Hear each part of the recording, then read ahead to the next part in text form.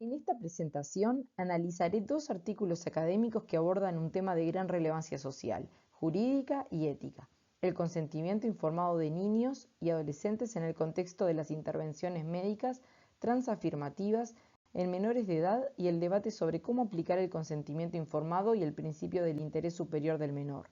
Este tema se vincula con la interconexión de identidades en todo el mundo, ya que involucra derechos humanos, salud, autonomía personal y distintas formas de comprender cómo deben protegerse los derechos de los menores. A partir del análisis de ambas investigaciones, compararé sus principales argumentos, identificaré similitudes y diferencias, compartiré mi postura personal y finalmente explicaré cómo este ejercicio contribuirá al desarrollo del proyecto final del curso. El primer artículo corresponde a Pilar Benavente y se titula El interés superior del menor en el ámbito de la salud, el consentimiento informado de niños, niñas y adolescentes. Su objetivo principal es analizar cómo debe aplicarse el consentimiento informado cuando los pacientes son menores de edad y cómo este principio ha evolucionado en la legislación española. Según Benavente, toda decisión relacionada con la atención sanitaria de un menor debe orientarse por el principio del interés superior del niño.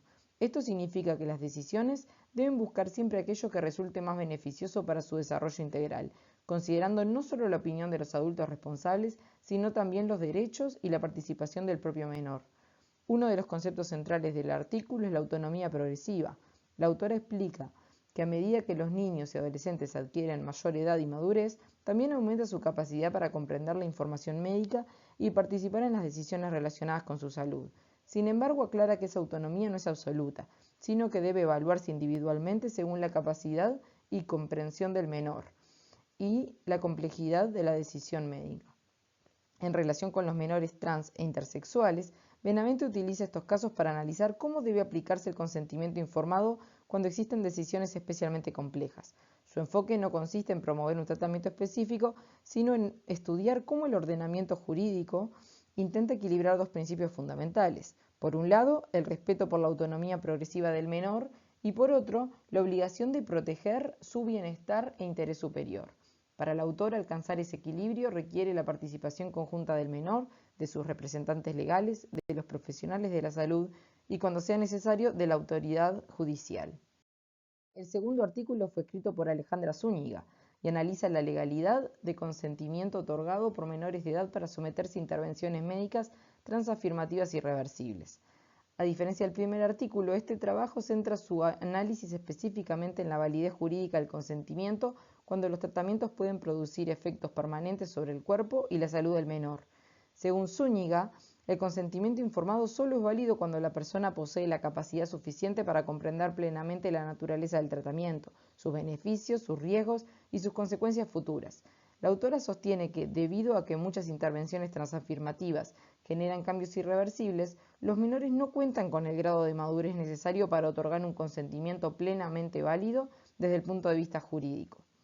Otro aspecto importante del artículo es la evaluación de la evidencia científica. Zúñiga señala que aún existen incertidumbres respecto a los beneficios y riesgos a largo plazo de algunos tratamientos, por lo que considera que las decisiones deben adoptarse con especial cautela. Desde una perspectiva bioética, afirma que el principio de no maleficencia obliga a evitar intervenciones que puedan ocasionar daños permanentes cuando la evidencia disponible todavía presenta limitaciones. En conclusión, la autora sostiene que el interés superior del menor exige priorizar su protección frente a posibles consecuencias irreversibles y cuestiona que el consentimiento del menor, por sí solo, sea suficiente para legitimar este tipo de intervenciones médicas. Aunque ambos artículos estudian el consentimiento informado de menores de edad, lo hacen desde perspectivas diferentes y ponen el análisis y el énfasis en distintos aspectos del problema. Como principal similitud, ambos autores coinciden en que cualquier decisión relacionada con la salud del menor debe orientarse por el principio de interés superior del niño. Asimismo, consideran que el consentimiento informado constituye un elemento fundamental y que las decisiones deben desarrollarse dentro de un marco jurídico y ético que los proteja de los derechos del menor. Sin embargo, existen diferencias importantes. Benavente concentra su análisis en explicar cómo la legislación española reconoce la autonomía progresiva de los menores y cómo esta autonomía debe ser considerada en los procesos de toma de decisiones sobre su salud. La autora entiende que la participación del menor aumenta conforme crece en su edad y su madurez, aunque siempre dentro de un marco de protección y evaluación individualizada. En cambio, Zúñiga dirige su análisis hacia los límites de esa autonomía, cuando se trata de intervenciones médicas irreversibles. Desde su perspectiva, la prioridad debe ser proteger al menor frente a posibles daños permanentes y por ello considera que el consentimiento del menor no basta para justificar este tipo de procedimientos si persisten dudas relevantes sobre su capacidad de comprender plenamente las consecuencias y sobre la evidencia científica posible. En resumen, ambos artículos buscan proteger el interés superior del menor, pero difieren en el peso que asignan a la autonomía progresiva y al principio de protección cuando ambos valores pueden entrar en tensión. Después de analizar ambos artículos, considero que la postura presentada por Alejandra Zúñiga me resulta más convincente. Comparto su planteamiento de que, cuando una intervención médica puede producir consecuencias irreversibles, las decisiones deben adoptarse con un nivel elevado de prudencia y con una evaluación rigurosa de los riesgos y beneficios.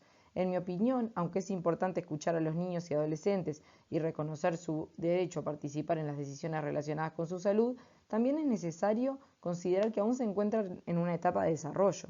Por ello, creo que su capacidad para comprender plenamente las consecuencias futuras de determinados tratamientos puede ser limitada, especialmente cuando estos pueden generar cambios permanentes. También comparto la importancia que Zúñiga otorga a la necesidad de contar con evidencia científica sólida antes de indicar intervenciones irreversibles. Considero que, cuando todavía existen incertidumbres sobre los efectos a largo plazo, el principio de protección del menor debe ocupar un lugar prioritario dentro del proceso de toma de decisiones. En relación con los artículos analizados, considero que ambos coinciden en la necesidad de proteger el interés superior del menor, aunque difieran respecto de cómo equilibrar la autonomía progresiva con la obligación de evitar posibles daños. Ese equilibrio es precisamente uno de los mayores desafíos éticos y jurídicos que plantea este tema. Este ejercicio me permitió comprender la importancia de analizar un mismo problema desde diferentes perspectivas antes de llegar a una conclusión. Al comparar dos artículos académicos con enfoques distintos, aprendí que los problemas sociales complejos no suelen tener una única respuesta y que es necesario evaluar críticamente los argumentos y la evidencia que presenta cada autor. También comprendí la importancia de diferenciar entre la información respaldada por investigaciones y las opiniones personales. Aunque al finalizar el análisis desarrollé una postura propia, primero fue necesario comprender los argumentos de ambas autoras y reconocer que cada una fundamenta su posición desde un enfoque jurídico y ético diferente. Considero que este aprendizaje será muy útil para desarrollar mi proyecto final, en el cual me encuentro desarrollando e investigando el problema del suicidio en Uruguay. Este proyecto exige presentar el problema de manera equilibrada, mostrando las distintas perspectivas existentes para que la audiencia pueda elaborar sus propias conclusiones. Para lograrlo será necesario analizar críticamente la evidencia científica, identificar los distintos factores que influyen en el fenómeno y evitar presentar una única explicación como si fuera absoluta. Sin duda, esta actividad fortaleció mis habilidades para investigar, comparar fuentes académicas, reconocer distintos puntos de vista y elaborar conclusiones fundamentadas. Estas competencias serán esenciales para desarrollar un trabajo objetivo, responsable y basado en evidencia sobre un problema social tan complejo como lo es el suicidio en Uruguay. Como conclusión, el análisis de estos dos artículos demuestra que un mismo problema puede abordarse desde perspectivas diferentes sin perder de vista un objetivo común. Tanto Benavente como Zúñiga consideran que el interés superior del menor debe orientar cualquier decisión relacionada con la atención sanitaria. Sin embargo, difieren en la manera de interpretar el equilibrio entre la autonomía progresiva del menor y la necesidad de protegerlo frente a decisiones que pueden tener consecuencias permanentes. Este ejercicio me permitió comprender que el análisis académico no consiste únicamente en decidir con qué autor estoy de acuerdo, sino también en entender los fundamentos que respaldan cada postura y evaluar críticamente la evidencia presentada. Considero que esa capacidad resulta esencial para abordar cualquier problema social de manera responsable. Por último, creo que la interconexión de diferentes perspectivas favorece el desarrollo del pensamiento crítico y contribuye a generar un diálogo más informado. Escuchar distintas posiciones, analizar sus argumentos y fundamentar las propias conclusiones permite comprender mejor la complejidad de los problemas sociales y favorece la búsqueda de soluciones que promuevan un cambio social positivo.